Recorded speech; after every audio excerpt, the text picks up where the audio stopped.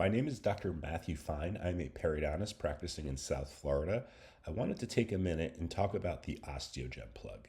The OsteoGen plug from Implodent is a material that I've been using more and more in my practice because I've learned over the last 15 years that in many cases, we really want to try to be as minimally invasive as possible.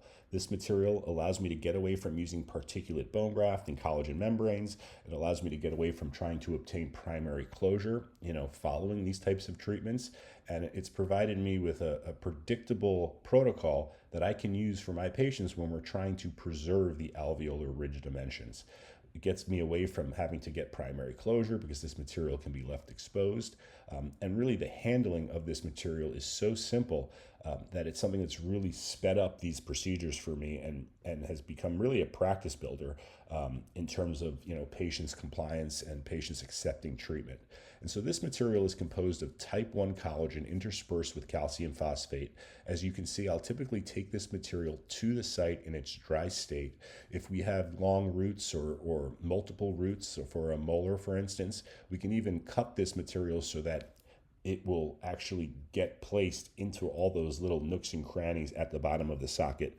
I'll typically use this bone condenser from Implodent that has this 3mm tip that I'll typically use first, and then I'll move to the larger tip, and really the goal is just to compress this material right to the level of the soft tissue. Now, one of the benefits of this material is that it is very hydrophilic, and so once it gets wet with blood, you can really see how that blood will infiltrate through this material, and that's really what's going to drive our new bone formation during the course of healing.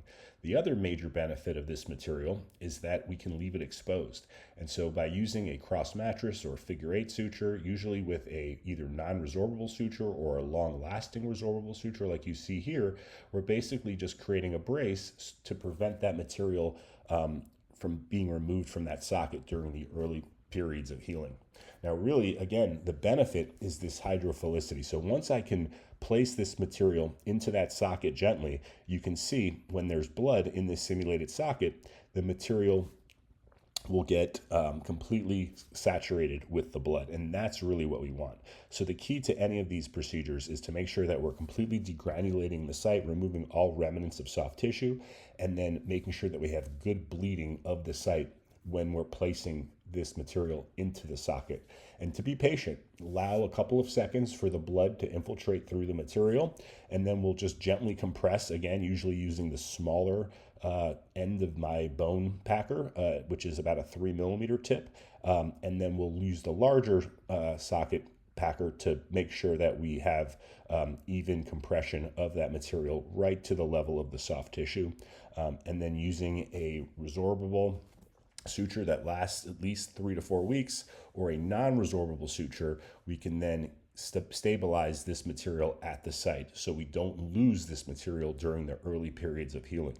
And as you can see, I'm using this material for a wide variety of cases, but especially when I have a nice healthy bleeding socket where I'm not raising flaps to extract teeth. Again, very critical to make sure that we've degranulated the site completely. We're going to allow the bleeding to occur and to infiltrate into this material. It only takes a couple of seconds, but very important. We don't want to over compress the material. We want to allow the architecture of the material to really drive the bone healing.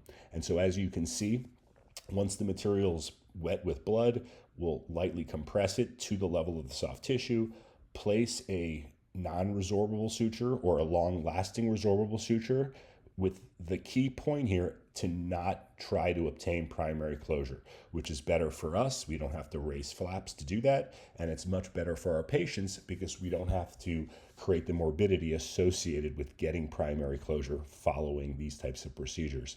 As you can see, we have beautiful healing at 3 to 4 months post-treatment, and that allows me to re-enter these sites at that time and have excellent bone quality to be able to place our implants in that prosthetically driven position in healthy bone, getting great primary stability.